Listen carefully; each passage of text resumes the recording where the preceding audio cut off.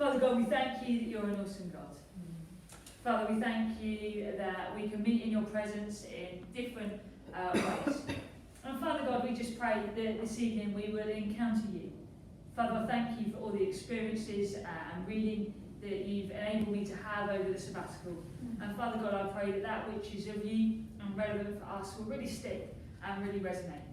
And that which isn't will just be washed away. Father, we pray that what we discuss, what we hear this evening will be food for thought. That we would go and ponder how best to grow from here as a congregation. We ask this in Jesus' name. Amen. Amen. So I'm going to talk through kind of what I did. As you know, my sabbatical, I looked at two subjects. Where do we grow from here? And issues around LGBTQ plus inclusion in churches. And what we've decided to do is both of those would be a bit kind of like, whoa, all at once. So we're going to leave the second report to the new year when we've moved into the chapel, and we're looking at that time. And so where do we grow from here is a really good question. So about a year ago, I sat down with the eldership and we discussed actually what I was going to look at in my sabbatical. And at that time, we were really kind of just reaching out into this two-service model, and then with Wednesday church, the 3 church services. So we were like, actually, how does this all link? How do we remain a united kind of body? And then on top of that, you've got trends of denominational ties kind of loosening. So if someone moves to a new area, they don't necessarily go to a Baptist church because they've always been Baptist. They go to a church where the service is relevant to them. And so what does that look like if our uniqueness is tied on our denominational interlinking, and actually society, without knowing it, is doing denominational interlinking anyway? And so we did that. So in order to look at that, I spent a lot of time reading, and then because I get bored of reading, I also went to see how it works in practice in other churches. And I looked at different missional communities, I looked at LEPs, I looked at growing Methodist, Anglican and Baptist churches, and also the kind of free church models of New Frontiers, Hillsongs, HTB. It was wonderful to go and worship in different churches on Sundays, and it was a real eye-opener for me. One, just to stop and not sit there going, oh, I won't do that. I wouldn't say that was a good opening worship song. So from that, but also little things. I was sharing with Hannah the other day. I walked into a friend's church of mine in St Albans, and I walked in, and as I walked through the front door, and it was a small chapel, and I walked in, and it was a very small congregation. There were tables and chairs set out, and they were doing messy church, and I thought, I can't get out. I can't leave. Then I just felt God remind me that actually I ask people to do this all the time. And so that is really, really important. But one of the key things, just as I was looking at this, the Reverend Ken Benjamin, who is the lead pastor of a Baptist church in Chichester, he has a multi-service model of church and missional communities. So, for example, they do have a missional community on a Sunday in a golf course, and he's a really great guy, and he's just taken over in May to go to the presidency of the Baptist Union. And his theme for the year was, where do we grow from here? I thought, oh, that must be God, so I can nick that. And so therefore, we as a church are at a crossroads, and so we wanted to look at some questions, and this is how I based the report. Ken says that we need to look at, actually, in order to look at where do we grow from here, we need to look at what we mean by we. We need to identify where here is, and define and look at how we grow and where we want to be. And so one of the key things of us being an LEP, that's Anglican, Baptist, Methodist and URC, is we're all very different, but actually we're really similar. We just like to make a bit of an issue of the differences in one sense. And so that was a really interesting task for me. Looking at LEPs, I went to the first ecumenical county up in Cumbria, which is proper north. story, I went like packed hoodies, jumpers, everything. It was really hot. I think I got there for the 3 warm days they had.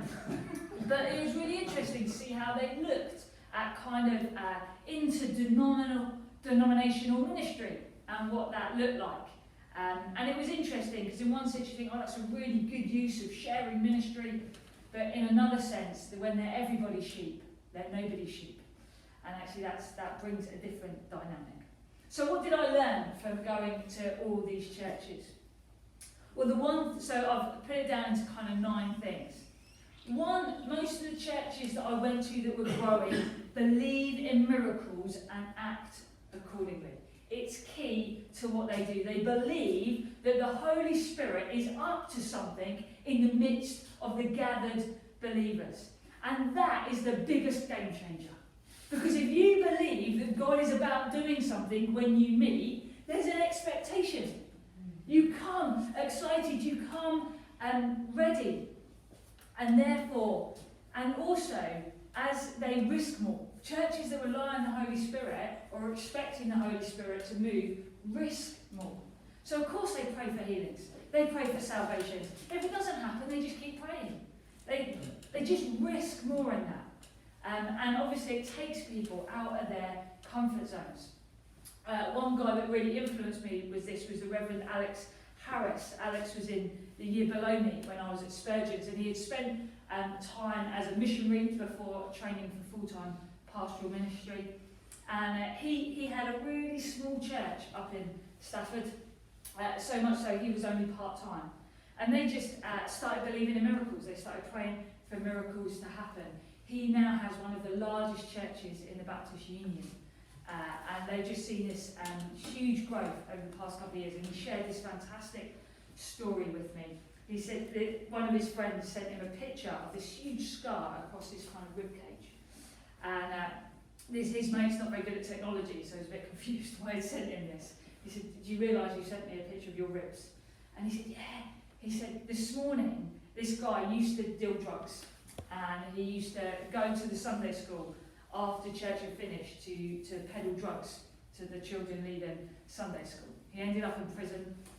He met Alex. Alex was working in prison ministry at the time. He met Alex. He came to faith. He then came out and against all the advice moved back into the same area. They advise you not to do that because addictive personalities tell you that's a really bad idea. But he said, no, God's called me to minister to the same area where I used to deal drugs. And he said he sent Alex his picture and he said, this morning I am baptising the man that gave me this scar when we were in a gang fight 15 years ago. He just believes in the power of prayer because his life was transformed, so of course he believes in miracles. He had nothing to lose. What's the worst that can happen? They say, no thank you, I don't want that. You know, we live in a free country. We're not going to get stoned. And so Jesus makes a difference. And these churches really believe in miracles and act accordingly. One really interesting factor as well is that all the churches that are growing found their leaders were devoted to prayer, seeking vision in the context of prayer and intercession, praying that God moves mightily amongst them. The leader's practical task, we see this in the book of Acts, of course we do, is to pray and intercede on behalf of the congregation. They're praying and interceding specifically that the people that are put under their care and charge engage in mission. And it's really interesting. Every thriving church I went to, I expected to see a thriving prayer ministry. I expected to see their prayer meetings and prayer gatherings packed. And they weren't. And I was really shocked and disappointed. But actually, what I've learned is, and please don't hear this wrong, the key was that the leaders prayed.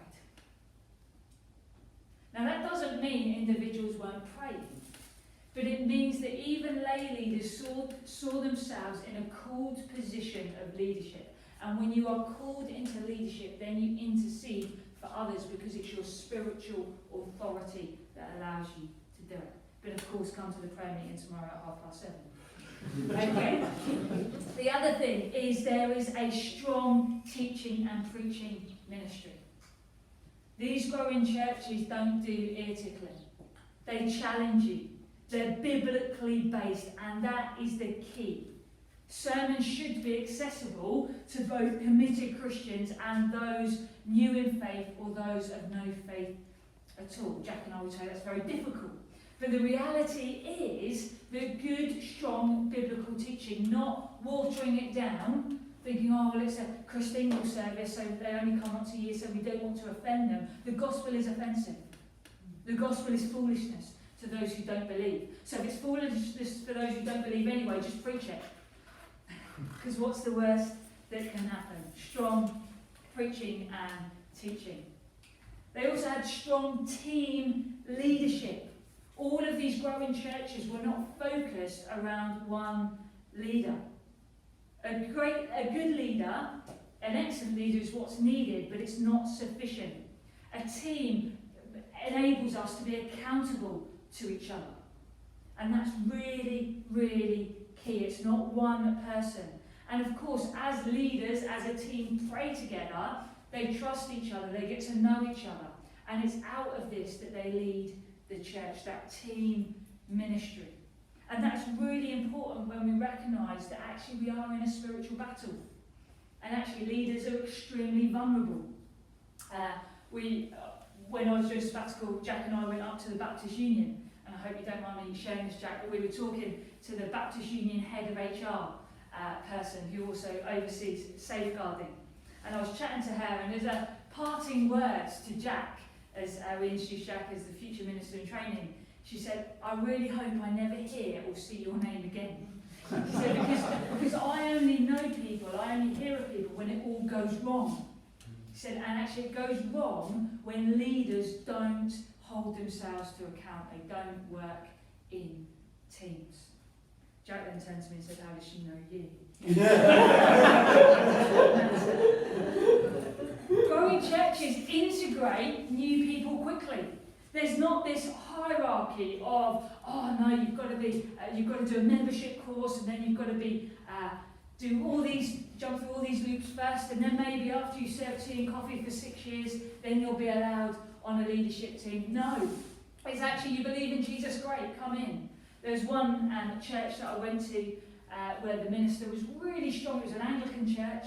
Said if you don't believe in Jesus, you can sit around here as much as you want on the sidelines. Just soak it in and absorb it. But if you believe in Jesus, then get on a team. And if you don't want to be in a team or serve this church, then I will find you a church where you can happily just sit and be. And I thought, wow, that's really strong. But actually, there's a thing of we can't sit on our blessed assurance. There's a thing of we have to get involved. Because churches don't grow unless we're committed together. And there's no hierarchy. And we see that, of course, in the Gospels and the book of Acts. They got baptised and they went out and did it. There wasn't this huge program. That doesn't mean that we don't test callings. That doesn't mean that we don't value education in leadership and accountability. But all of those come out of a team. You know, our team covers people. It's got mature and not so mature believers in it. The other thing that growing churches do is they love their local community. It's quite obvious, isn't it? Rather than us being an isolated beacon, actually there's a passion. So you will see in growing churches a high proportion of people that serve the community and get involved in that or work in the community. That brings interesting questions for us as a commuter kind of place, because a lot of people that live around here don't work around here, but some people do. And so it's looking at how we love the local community. They reflect what the community is doing and about they get involved in community projects. The other thing, really simple, growing churches exist to reach the next person. The focus is on evangelism and every member playing its part. Every ministry in growing churches is focused on pointing people towards Jesus. Making Jesus known. And therefore they develop a culture of invite out of that. The other thing growing churches do is they elevate the practice of giving. They talk about money, they're not ashamed about money, they see it as part of discipleship. Because it's essential that generosity matters, not just financially, but in everything. But there is this concept that we, especially in Britain, don't like talking about money. I catch myself doing it all the time. I said this morning, if you're new here, just let the baskets pass you by. Why did I say that? Because I'm trying to be polite. But they don't say that in growing churches.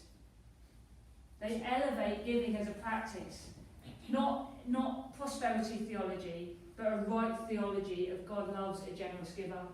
They laid all that they had at the disciples' feet. It's about a sense of community living. The other thing they do is they make friends with their denominations, whether that's one denomination or multiple denominations. They make allies with them. They are connected with them. They focus on working within strengths of the system. Now, I'm sure those of you that have been on eldership and leadership will know sometimes the systems are frustrating. But it's churches work within those systems because they want to honour the denominations that they're part of. It's part of the respect of how churches grow. So with all that in mind, we look at where we are with our free service model, and I spent quite a time looking at this because obviously the focus is Jesus when we gather to meet together, but we all have different ways of worshipping Jesus, of coming to acknowledge him. And so there were really, and I hinted at this last Sunday morning, there are two models of multi-service churches. And the first model is the kind of Hillsong's HTB model, which I must admit I'm quite drawn to. And you go and you have, in one sense, in HTB sense, you have a very short service, actually. They cram a lot in, and then they ship you out, and they do exactly the same again, and then they ship you out, and they do exactly the same again. It's the same service, just on multiple times. Same worship style, same preaching, same minister, same worship team. And they do that. And the way that they do that is by having a really strong welcome team. So at every service you'll have a different welcome team. At every service you'll have home group kind of leaders. And their growth and discipleship model is in home groups. Because you're not, when you've got a church that size, you're not going to get to know everyone. And so the home groups are the key to growth in that model. Hillsong's works in exactly the same way with the services are slightly longer. It's also interesting to note that these big church models don't have loads and loads of outreach programs. Their main focus is on the service. It's an attractional, missional model of church. And therefore it works in certain... it's not impossible.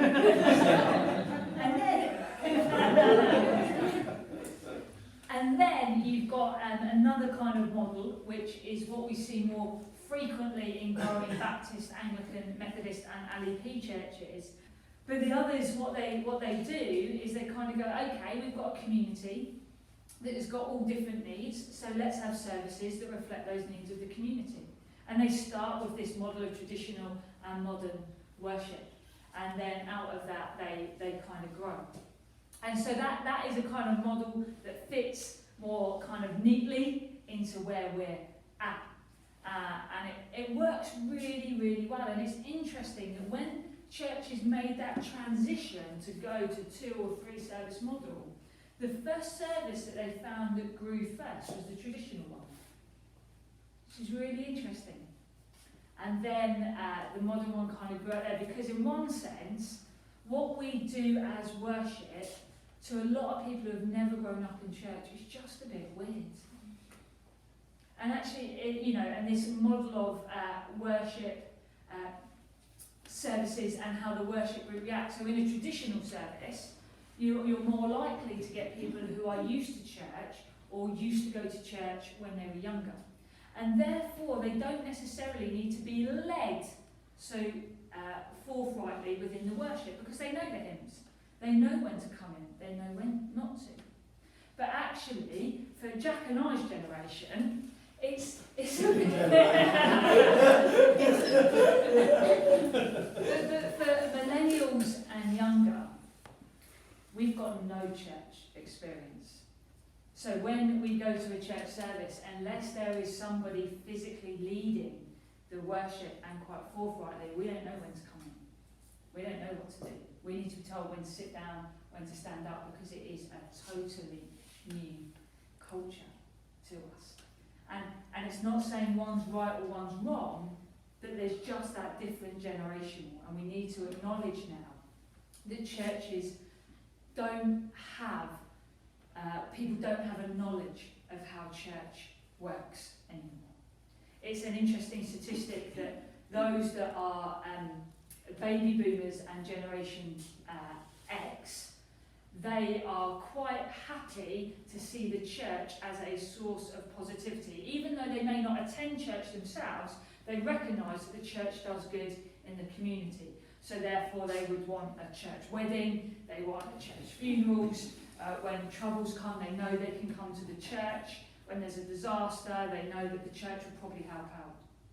Millennials and younger, Generation Y, don't see the church as a work of positive influence in the community. Why? Because we've grown up with the abuse scandal. We've grown up with never having set foot in the churches at all. We've grown up in a way where we didn't do the Lord's Prayer, we didn't do hymns in a school. We see church as irrelevant. And so therefore the church has to get back out there. The church has to come alongside. One of the key things the Joint Publication Issues team found during Lent, they were the people that came up with Living Lent. It's Baptist, Methodist and Salvation Army groups and URC. And as a churches, we decided to do Living Lent. They decided to do that, and we participated in that. That had the biggest uptake of millennials and conversations in evangelism, because for the first time, millennials and younger saw the church caring about what they care about. They care about the environment, and the church was getting involved in it. And so there's two different ways of evangelism. There's two different ways of reaching out, which is just interesting to note in the sense of where we grow from here. And so who are we? Well, we're a weird group of people that were formed in the 1970s, and I said last week, I love the fact that the line in our constitution says we are an experiment. Nobody quite knows what to do with us. But we here particularly have a vision of knowing God's love, growing in the Holy Spirit, and going in Christ's name. We're going to be really breaking those down in the next few weeks as we look at that. But basically what I worked on during my sabbatical was pinning some scriptures to those things, just because I work better with scripture. And so we're going to look at how we need to know God's love and how we do that, how we grow in the Holy Spirit and go into Christ's name, and look at that not just from, oh, that's a nice mission, vision statement, but actually where is this biblically founded? What does this mean for us as a Christ-centered community? And so where are we? Well, it's really interesting. We are in a place where we're the beginning of a growth movement, spiritually and numerically. I don't know if any of those, when I was reading through the list of what growing churches do, if you're like me, you think, oh, we do that. We've started to do that. And that's really, really interesting. And so we're beginning to move and grow in that place spiritually and numerically.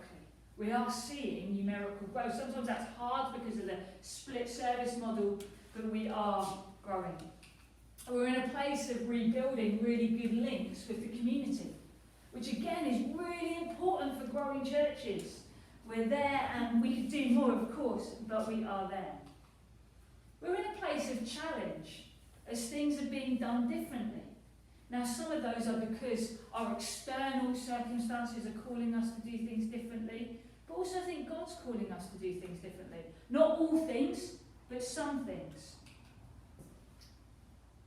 We are changing the story of Panshanger to one of decline, to one of growth. And I know that's really hard in one sense to hear, but one of the privileges of having time out was I got to go back all the way through the books. And our church story was much like all churches' story. For the past 10 years, we've been on decline. And that's various factors, people moving out, other things. But after 10 years now, we are beginning to grow again.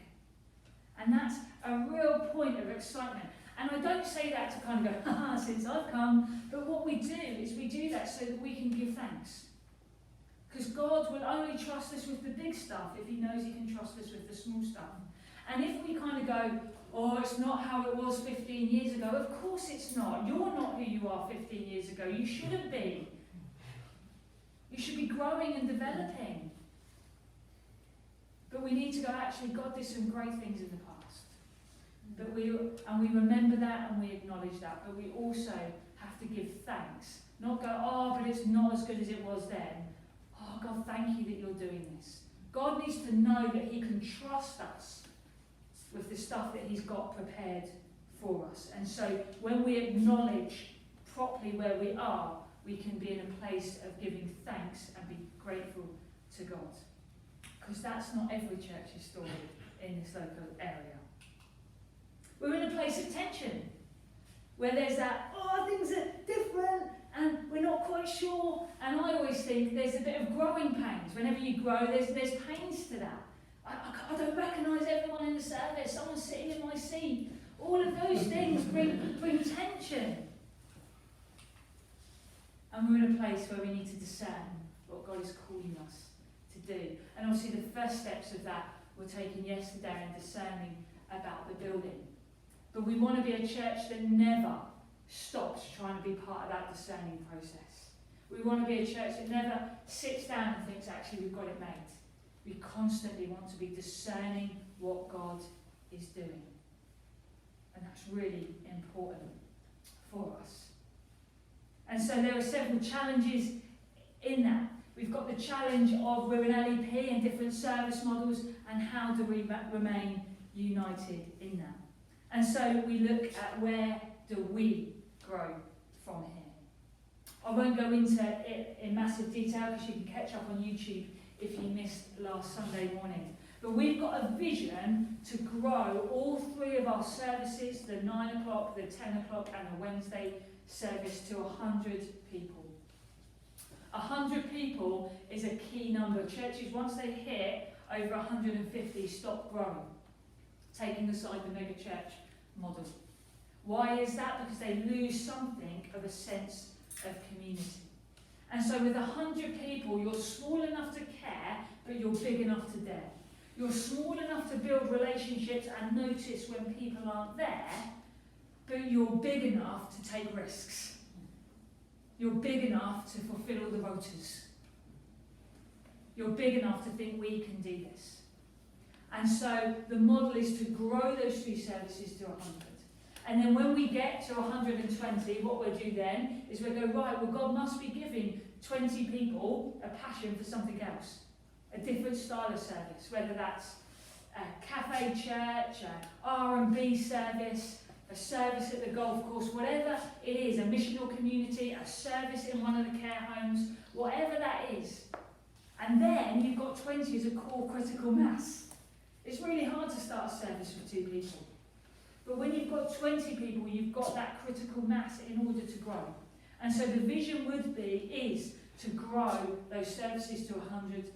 And then once we get further than that, we develop more services to reach the needs of the community, recognising that the traditional service isn't for everyone, family worship isn't for everyone, modern worship isn't for everyone.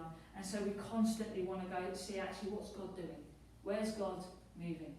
How can we almost target a specific group of people to encounter God in a different way? And so with that, we're going to focus on these several themes throughout all that we do. And one, that's leaders that pray. You will already be aware that we as an eldership pray once a week as a community. We try and gather together. Obviously circumstances don't always allow us that. But on a Friday we always have the same theme to pray into, the same scripture, and if we can, we meet together. And it's key that we continue in this. And please, I'm letting you know, in one sense you think, well, what do we need to know that the elders do? So you can encourage us. That's why. Because sometimes it's hard, and it can just become another thing in the diary, another thing on the to-do list. So encourage us. Also, let us know what we can pray for you. We're your leaders and we want to intercede for you. We want to continue, I say that boldly, to have good biblical teaching that engages people. That's the 2 Timothy 4. We need to proclaim the message and be persistent, whether the time is favourable or unfavourable. The word is there to convince, rebuke and encourage. And we should have the utmost patience in teaching. We'll ignore that bit. But that's what we're going to do. We're going to have good biblical teaching. I have to be honest, that's a challenge in an LEP when someone else does your preaching rota for you. It's a challenge to maintain integrity. And we have to be bold and courageous enough to go, actually, we want solid teaching. We don't want milk anymore, we want solids. And we have to do that in the context of being friends of our denominations, but we also have to be protectors of the pulpit that God has given us. The other one that I thought God told me that we need to really focus on is reclaiming the image of the church being an army. This is quite unpopular, and you may remember a year ago, Diane Timble came and preached. She just finished being the outgoing, it was 2 years ago, the outgoing president of the Baptist Union, and her theme was, where do we see heaven? Where's the kingdom of heaven for you? But one thing she said when I was chatting with her, I'm not sure if she said this in front of the leaders or not, she said she goes to many churches where they don't talk about spiritual battles or warfares anymore. She met a minister that said that he would never preach on the armour of God because it wasn't relevant anymore. And then we wonder why our churches are declining. But sometimes we don't like that image of us being God's army, because it's got the negative images of war, but we need to reclaim it for several reasons. One, we are in a spiritual battle. And if you don't believe that, then ask one of the elders. We are in a spiritual battle. But there's a concept that when someone's in an army, when there's a war going on, when we acknowledge that there's a spiritual war going on, we look at some of the parallels of a real war.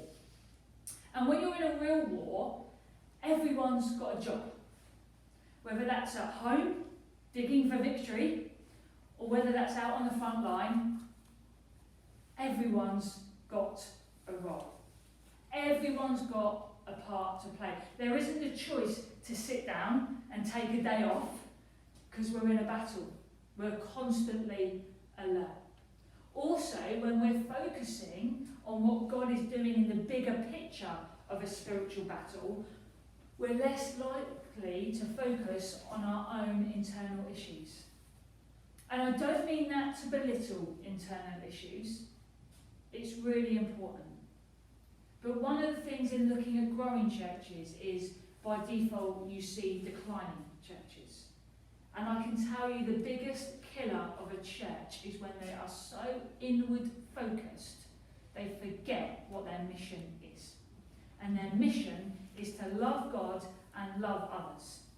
That's the church's mission. Forget all fancy statements. That's the church's mission. And in that, we are in a spiritual battle because the devil does not want us to take ground for God. And when we acknowledge that, our focus is different. Doesn't mean we don't deal with issues when they come up, but it's about getting them into perspective. Also, when we're in a battle, we watch out for one another. We notice when someone's feeling weak. We look after each other. And therefore, we need to reclaim that imagery because it's very real and we face it on a daily basis. The next thing is the leaders and people we have in the church are enough. This is really hard, but it's really interesting.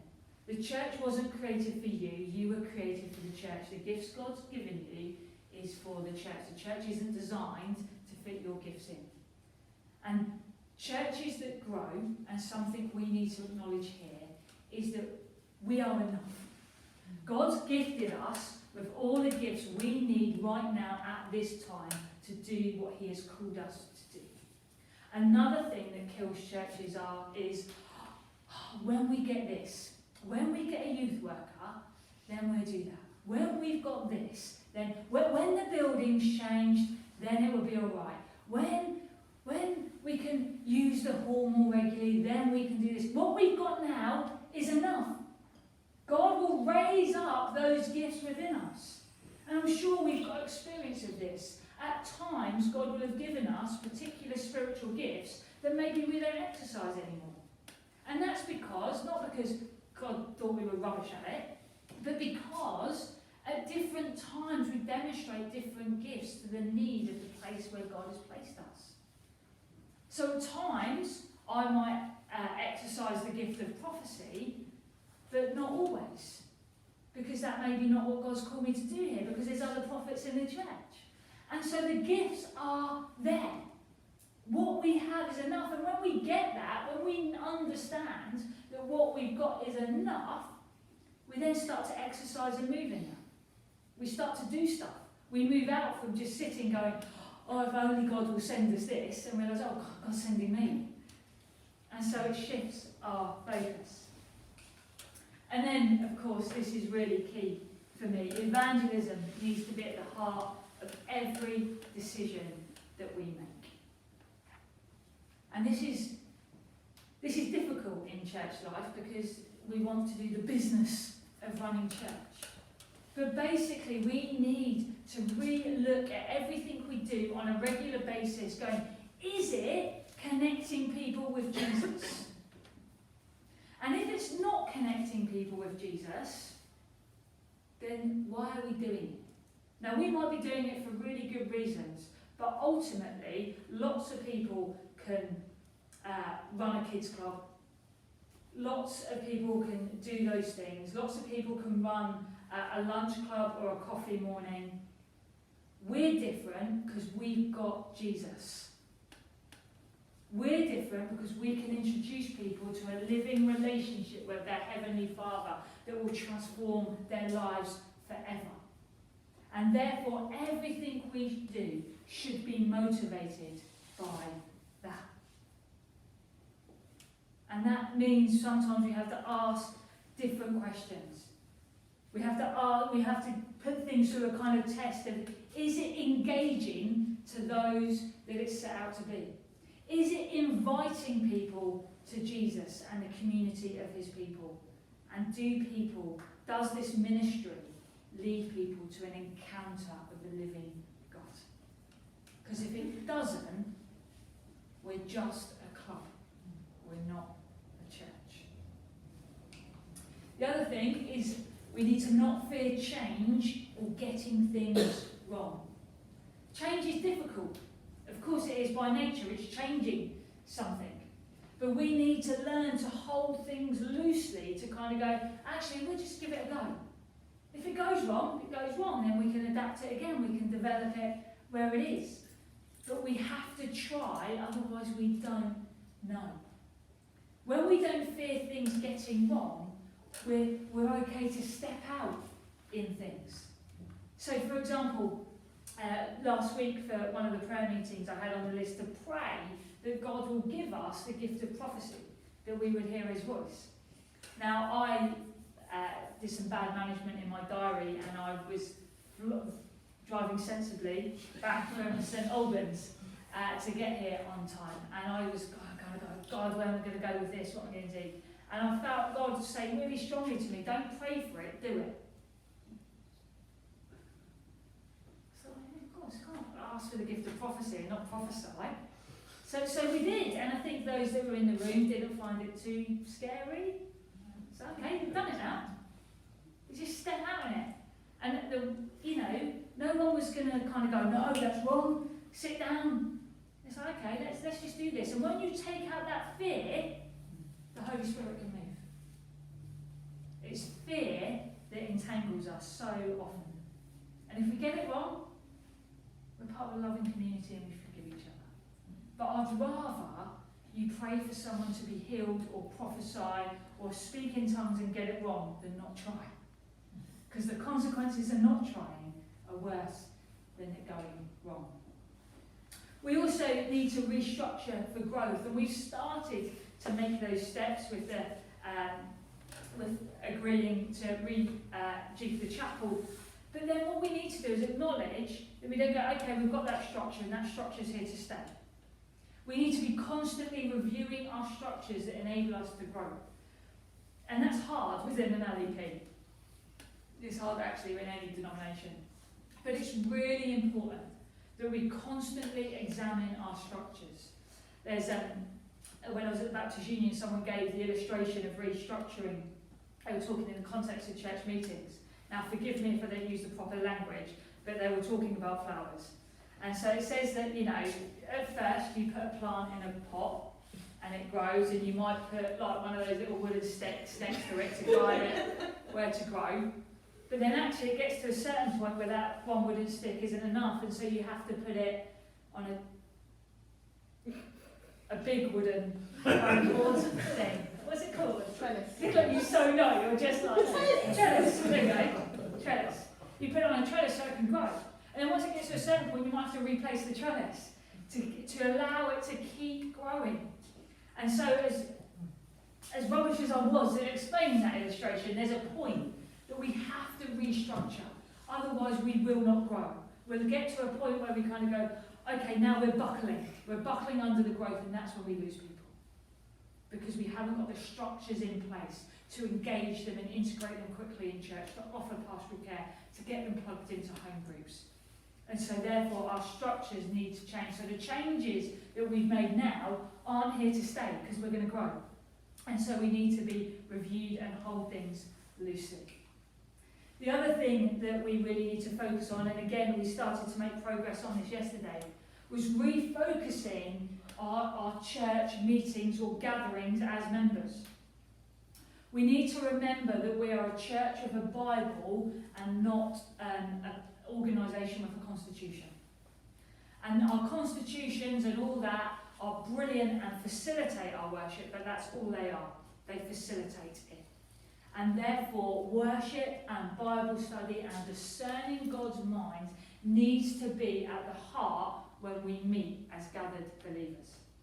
It's interesting that we use the language of discerning the mind of Christ in church meetings, and often we will spend more time talking to each other than we do listening to God. And so it's about reshifting that focus. And what that means is us having high accountability and stuff prepped beforehand so we can do stuff that we did this week, where we can send out all the information, say we're going to have pop-in sessions for you, drop-in sessions for you to come in, ask questions, but the idea is we fast and pray before every church meeting so that when we come we can make sure evangelism is at the heart of every decision. Yes, we do the business stuff, but actually we need to make sure that our church meetings we're focused on what's God saying and how can we best reach the community. Because again, when we lose that focus, we forget why we're here. And so the way forward, I want to read some scripture for you from Mark chapter 7. Mark chapter 7 reads this. Now when the Pharisees and some of the scribes who had come from Jerusalem gathered around him being Jesus, they noticed that some of his disciples were eating with defiled hands, that is, without washing them. For the Pharisees and all the Jews do not eat unless they thoroughly wash their hands, thus observing the tradition of the elders. And they do not eat anything from the market unless they wash it. And there are also many other traditions that they observe, the washing of cups, pots, and bronze kettles. So the Pharisees and the scribes asked him, "Why do you and your disciples not live according to the traditions of the elders, but eat with defiled hands?" He said to them, "Isaiah prophesied rightly about you hypocrites, as it is written, these people honour me with their lips, but their hearts are far from me. In vain do they worship me, teaching human precepts as doctrines. You abandon the commandment of God and hold on to human tradition." It's difficult and harsh words from Jesus. And that's why I love this picture. A friend of mine sent me this. I don't know if you can see it clearly. It says roads closed and they've still got the lollipop lady helping the kids across the road, even though there's no cars. And so often we can fall into that trap as church.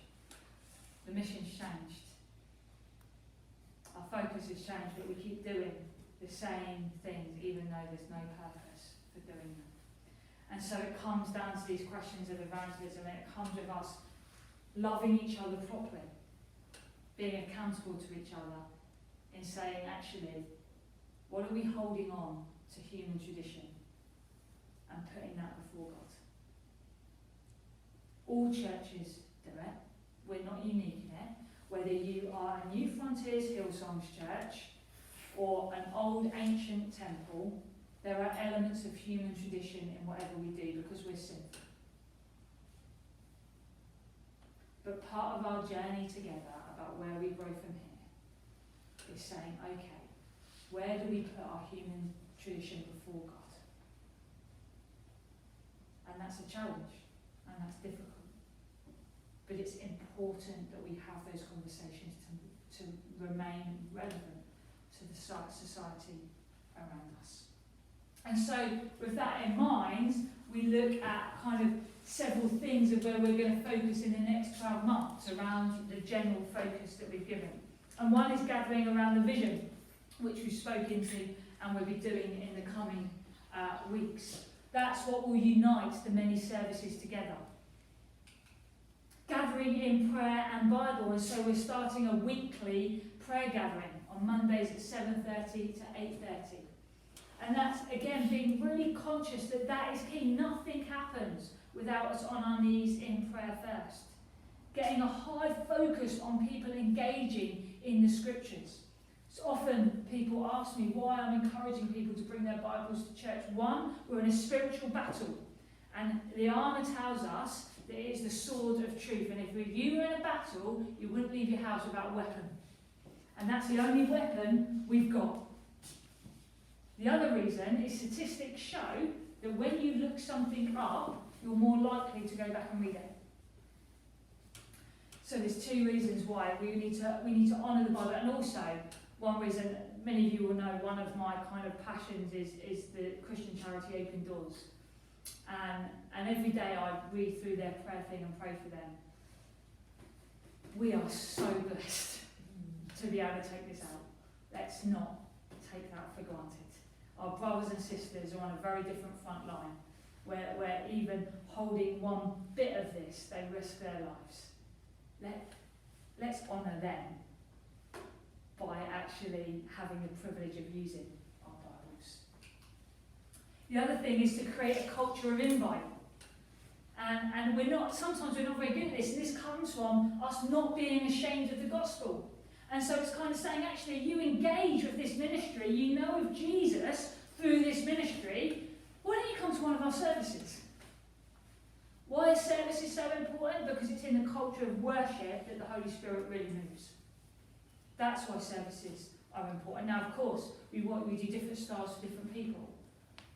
But sometimes we need to really be bold in inviting people to church. We need to be so in love with the service that we attend and the people around us that we want to share it with others. And so we need to create a culture of invite. Everything we do should point people towards Jesus and connect them into a deeper relationship. And the model we have for that at the moment is services. We're going to look at inclusive communion. And I'm going to do more teaching on this next Sunday evening. But we are an LEP. We have an Anglican communion. Our original liturgy for the words was agreed by all denominations, but it's Anglican and agreed by denominations. But that doesn't bother me, the liturgy doesn't bother me. In one sense, as a four-way LEP, we need to start offering non-alcoholic wine at communion. We need to offer both, because that's truly inclusive. Alcoholic for the Anglicans, non-alcoholic for the URC, Baptist and Methodist, and whichever queue is shorter for anyone else. There is great theology that I will go into next week of why some people think it needs to be alcoholic wine, and why some of our parent denominations think it really shouldn't be alcoholic wine. But us being inclusive means that we offer both.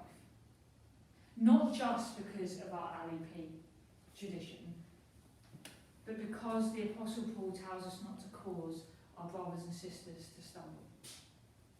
And as we grow, as we reach out, that will include people that are struggling and living with addiction. And therefore, we need to make communion accessible to all people. And so we will start to do that at the 10 o'clock service from next month when we have that service. But we'll go through the theology of that next Sunday evening. Communication. I've not, out of all my studies, I never found a church that got this right. But we're going to constantly try and work on our communication. We're going to move away from kind of business type language where we try and manage church and try and work at how we do family life together. Sarah does a brilliant monthly newsletter. Out of the questionnaires, people said they really like that format, they really like having all the information in advance, and so we've kind of paralleled that with a monthly service sheet as well. What we're also introducing in our worship is family news, and this will take 4 focuses on a Sunday. So one Sunday it'll be this time tomorrow, one Sunday it will be kind of feedback and information about our ministry area. The other Sunday it will have a focus on world mission and what God's doing in that. And the other Sunday will be an opportunity for us to share a testimony. Now it may be a testimony of how we came to faith, or a testimony of what God is doing in our lives now. And this family news will be the same for every service. We might that might be a logistical nightmare at the moment because of where the services meet. But we're hoping from January, once we move into the renovated chapel, that actually we'll have the technology to film that and show it. So the family news will be the same at every service. So how awesome would it be if at a Wednesday service we filmed someone that comes to that service telling us what they'll be doing this time tomorrow. And then we share that at the other 2 services, someone from the 9 o'clock service talking about our ministry that links directly into that service. Again, uniting us around our family life together. Children, youth and families, we're developing that. We had a meeting last Monday, and we're going to look at kind of joining the Vidoe Disciples and Kingdom Kids ages together. And the reason at the moment is because of numbers and logistics and people. But it also works really well. We saw at Holiday Club God move mightily. And actually, so therefore, we know that model works, and we're trying to make it away from Sunday school, away from how things used to be doing, and actually, how do we create Vidoe Disciples and Kingdom Kids? There's a reason why we name them those. We name things for what they want them to be, don't we? We name our children and hope we have control over them. And it's the same with ministries. We name it to what we want it to be. And so we're going to develop that. Jack's working on an older group for the older ones on Sunday afternoons, and when they hit 15 they're going to stay in the main service. Why? Because they're part of the church, and actually our role is to equip them for church life. So often in churches teenagers kind of grow up, they move away from their area for university or work, or just to get away from their parents, and as a result they then go to church and think, oh, we don't know where we fit in. We don't know how to do normal church. And so what we're trying to do is make our children and young people feel much more part of the church, so that actually they own it, they lead it, we can learn from them, and they can learn from us. And so we're going to be developing that work together. Also working with Karen for socials on that, because it's a really, really key, important part that we socialise together. Not just as children, youth and families, but as a whole church. But sometimes what we've learnt in this church is we start with the children and then the adults cotton on. That's happened to quite a lot of things, and Jack will be heading that up in the next 3 years. And then our worship services, as we've already said, we're going to stick to this 3 service model. The traditional service focusing on the liturgy and said communion, and then developing our 10 o'clock service in the way that it needs to be. Again, looking at the different services, attracting different styles of people. Now, that's not limited by age, but often we find ourselves in these age brackets, but it's kind of going, this is my style. What we've noticed is regular attendance has kind of increased when we actually stopped doing the whole first Sunday's this, the third Sunday's this, because nobody gets that, nobody remembers that. But people, what people don't want to do is turn up when they're not expecting an all-together service and they get an all-together service. So what we've started to do is really, in our communication, publicise this is this, so people know exactly what they're getting. And in that, people feel far more, what we've noticed is the majority of people feel far more comfortable in that. But what we do is we go, okay, we're comfortable, but how do we push that? How do we experience more of God? The purpose of our gathered time together is to encounter God. Because God tells us that he will come powerfully in that context that we don't get when it's just a few of us. It comes differently. And so there's something very powerful about that corporate worship together. And again, we have the freedom to do it. So let's make the most of it. Our church gatherings, meetings, I've hinted at this before. We're just going to try and limit the agendas to these now. And that may mean we have more than 2 meetings a year. But the focus will be on where do we discern God's mind. And therefore there will be a high focus before every church meeting for prayer and fasting. Why? Because we're expecting God to move through us. And we're just changing the culture of those meetings. One where everyone's heard, everyone's valued, but the focus is on discerning the mind of Christ. We're also going to look at mission. I have to admit, I actually missed mission off my original report, and then when I shared it with the elders, they were like, Hayley, you've missed off mission. So we're going to continue with the mission and engaging in the frontline stuff. That's been one of the feedback from the questionnaire that we did was how positive that was, how people loved it. And actually the kids loved it as well. Karen and Jack did a session on Vision Sunday with the children and said, okay, what do you like in the service? And they all said, we love this time tomorrow. And they want to do more of that. Why? Because they love to get to know people. How cool is that? And so that's really, really important. But not just to do that as a Sunday thing once a month, but really see how the teaching and everything we do can engage you on your front lines. To really step out and be courageous in mission. And then, of course, I've said this with the family news, we're going to have a focus once a month on world mission. This month it's Freedom Sunday, so we're going to focus on kind of human trafficking and the church's role in that. Why is that important? Because again, it's part of seeing that it's not just us isolated on our own. We're part of something much bigger. And actually, if we're really honest, people on the mission field need our prayers far more than we did here. It's a lot tougher in so many ways. And so we're going to kind of look at that, and that will key in to our mission partners as well. And so that's what we're going to look at in the next 12 months. And then after that, we'll look at restructuring again. Once the chapel is renovated, the future plan would be that actually we have stewards for every service. This might be quite radical, but the idea is this morning I noticed we don't have a welcome team for the 9 o'clock service. So if an elder's not too busy, they kind of scuffle out there, but often they're really busy. And so there was 2 people today that I didn't recognise that kind of wandered in, and I saw one woman kind of, where do I go? Do I go right or left? And obviously we want our every service to have the same quality of care for its the people who attend.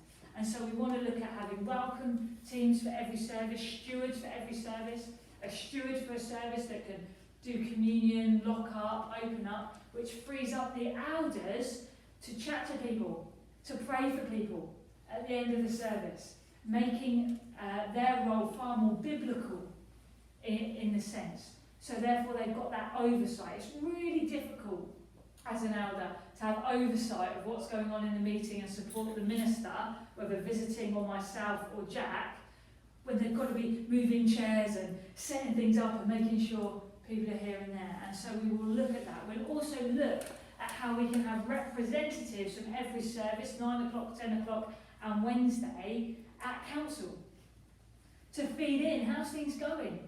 And again, that will help unify us in the sense that we're all together. It's not actually all the leadership roles are designated to one service only. It's saying actually, let's spread that load out through all. But obviously we will look at that in far more detail in January once the building's kind of been renovated. What I also wanted to touch on really quickly was the questionnaire, because I know quite a lot of people put stuff into that. And it was really interesting that actually, as a result of the report, you will see there's physical copies for you to take home, or I can email it electronically if you want. That a lot of things that were commented on are being addressed in how we move forward. Things that were mentioned were things about the service styles and how we keep united, the need for corporate prayer. But one thing that really, really spoke to me was that someone commented, more than one person commented, that we need to celebrate what we see God doing.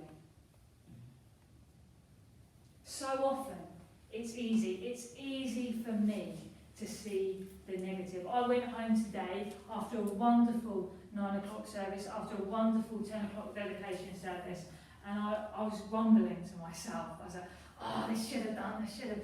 And in one sense, we don't want to lose that sense of striving for perfection.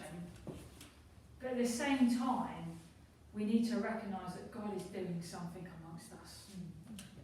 And it's something that's powerful. It's something that we can't contain. It's something that we can't control. And because of that, it causes me to grumble. Hannah pointed out the other day that I was a control freak. But there is an element where we do that. And in one sense, there's a good part of that questioning. But we need to not grumble, we can't control it. It's change. Yes, we need to address those things. But let's not lose sight that God is doing something. God is moving. And we need to stop and pause and thank Him. Because the church is growing. The church will continue to grow. And we want to be moving in step with God. Not 10 steps behind, not 10 steps forward. We want to constantly be chasing after who He is, so that signs and wonders will follow and people will be added to our number daily.